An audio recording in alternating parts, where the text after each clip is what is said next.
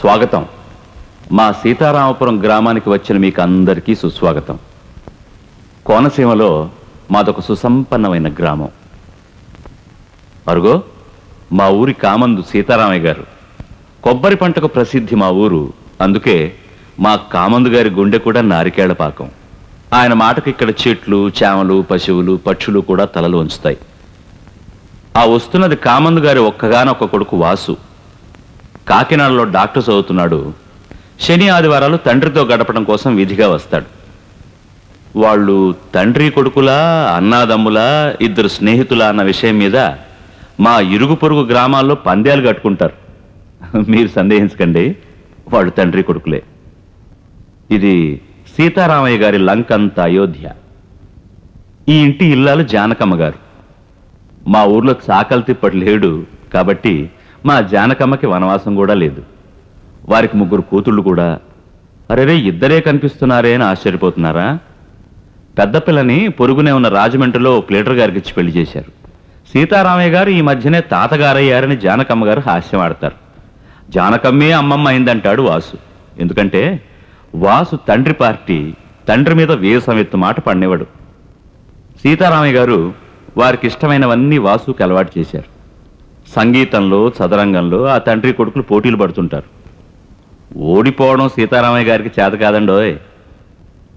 బూరుగుపూడి మున్సబ్ గారి అమ్మాయితో వాసుకి పెళ్లి ఖాయం చేశారు సీతారామయ్య గారు.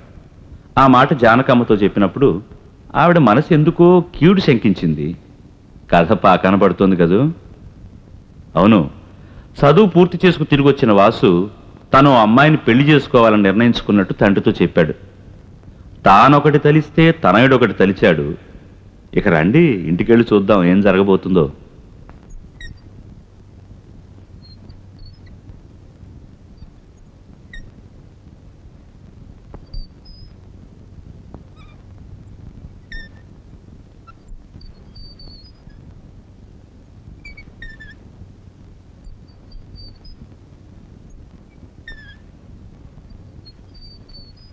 మూడు సంవత్సరాలుగా సుమతిని నేను ఎరుగుదును. ఆమెనే పెళ్లి చేసుకుందామని నిర్ణయించుకున్నాను. ఆమె నా మీద ఎన్నో ఆశలు పెట్టుకుంది. అది కాదురా తమ్ముడు, నాన్నెవరికో మాట ఇచ్చారు. నేను మనసిచ్చానక్క. వాసు, నీకు తెలుసు మీ నాన్నగారి మాటకి ఈ ప్రాంతంలో ఎంత విలువ ఉందో. బావా, అలాంటి తండ్రి కడుపున పుట్టి నేను మాట తప్పడం మా నాన్నకి విలువ. అయితే ఏమంటావురా? మీ నాన్నగారు తెచ్చిన సంబంధం చేసుకోవా? చేసుకోలేను. నేను కోరుకున్న అమ్మాయిని చేసుకోవడం మీకు ఇష్టం లేకపోతే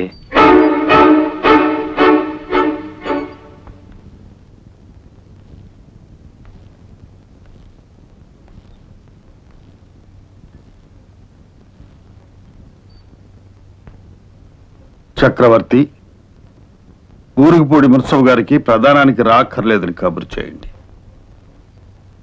వాసు కోరుకున్న అమ్మాయితోనే పెళ్లికి ఏర్పాటు చేయండి.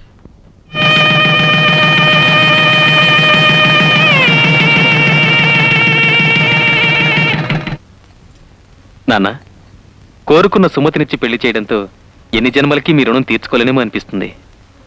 నేను సుమతి ఇద్దరం డాక్టర్లమే. ఎక్కడో పట్నంపై ప్రాక్టీస్ చేయడం మా ఇద్దరికీ ఇష్టం లేదు. జీవితాంతం ఇక్కడే ఉంటూ మనలోనే ప్రాక్టీస్ చేద్దాం అనుకుంటున్నాం. అందుకని మన తోట బంగ్లాలో హాస్పిటల్ కట్టించడానికి ముహూర్తం పెట్టించాను నాన్న. పగలంతా హాస్పిటల్, రాత్రి అయితే మన ఇద్దరం చదరంగం. చెప్ప జానకి,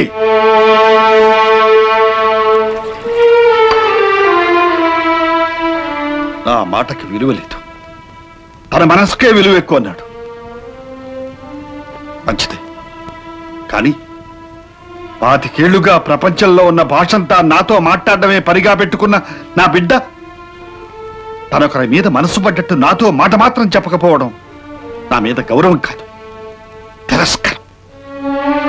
నమ్మిన ఆడకూతురు గొంతుకొయ్యమనే తండ్రిని నేను కానని వాడికి తెలుసు. అయినా నాతో చెప్పకపోవడం నాకు అవమానం. నేను ఒకరికి మాటిచ్చి మాట తప్పిన వాడిని కావడానికి కారణం ఎవరు? వాడు. అయినా వాడి మనస్సు బాధ పెట్టడం ఇష్టం లేక నేనే దగ్గరుండి పెళ్లి జరిపించాను. నా మనసు ఎంత బాధపడుతోందో వాడికి తెలియచెప్పడం కోసం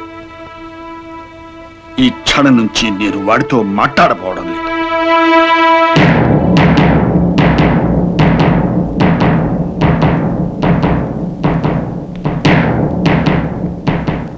ఆసుపత్రి కట్టుకుంటాడో ఆస్తి అంతా మూట కట్టుకుపోతాడో వాడిష్టం, అది వాడి హక్కు. కానీ నాతో మాట్లాడే హక్కు మాత్రం శాశ్వతంగా పోగొట్టుకున్నాడు. జానకి అని వాడితో చెప్పు.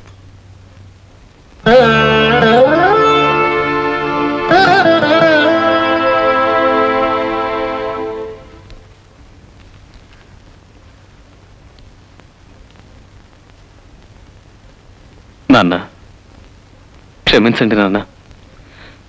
సుమతి విషయం మీతో చెప్పకపోవడానికి కారణం మీ మీద గౌరవం లేక కాదు. నేను మీతో మాట్లాడకుండా ఉండగలనా? నాకింత పెద్ద శిక్ష వెయ్యొద్దు. ఇది నేను భరించలేను నాన్న. వాడు పుట్టాక చేసిన మొట్టమొదటి తప్పండి. మాట్లాడండి. వాడి కోసం నేను మొదటిసారే మాట తప్పాను జానకి. ఈ జన్మకిది చాలు.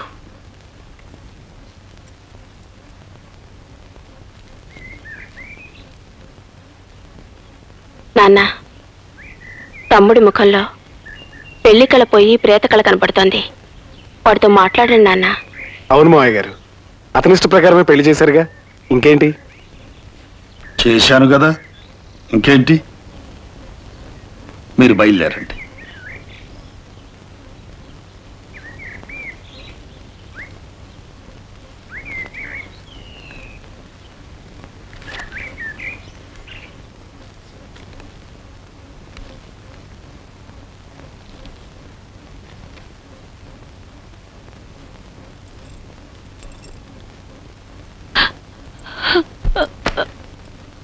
ఏమ్మా,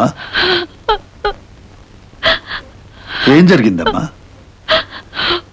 మీరు ఆయనతో మాట్లాడండి మావయ్య గారు. దిగులుతో ఆయన నిద్రపోవటం లేదు, తిండి తింటం లేదు. నేనొచ్చి మీ తండ్రి కొడుకుల్ని విడదీసిందని అయ్యాను. నన్ను క్షమించి ఆయనతో మాట్లాడండి మావయ్య గారు. చూడమ్మా, నువ్వు ఈ ఇంటి కోడలివి, నా కూతురు లాంటి దానివి. నీ మీద నాకు కోపం లేదమ్మా. ఈ ఇంటి కోడలిగా నీకేం కావాలన్నా అడగొచ్చు, శాసించొచ్చు.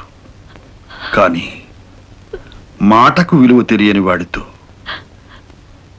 నన్ను మాట్లాడమని మాత్రం అడగొద్దు.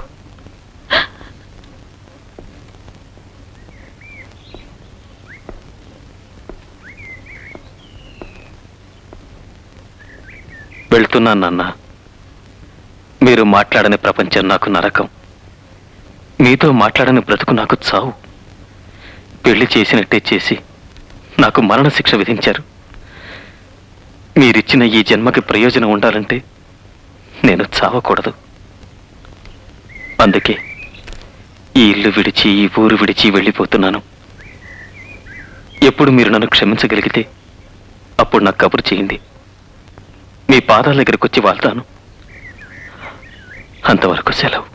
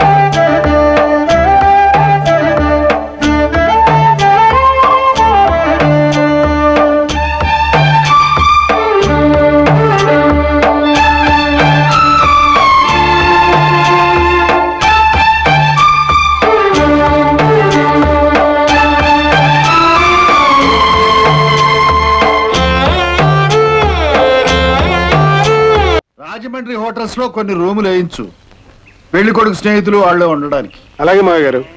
ఈ ఇబ్బందులన్నీ ఉంటాయనే అమ్మాయి పెళ్లి రాజమండ్రిలో చేద్దాం అనుకున్నాను. ఊరుకోవయ్యా, నా పెద్ద కూతురు బిడ్డ మనవరాలి పెళ్లి నేను బతికొండగా నా ఇంట్లో కాకుండా నీ ఇంట్లో చేస్తావా? బాలేవాడివే. కానీ ఎరోయ్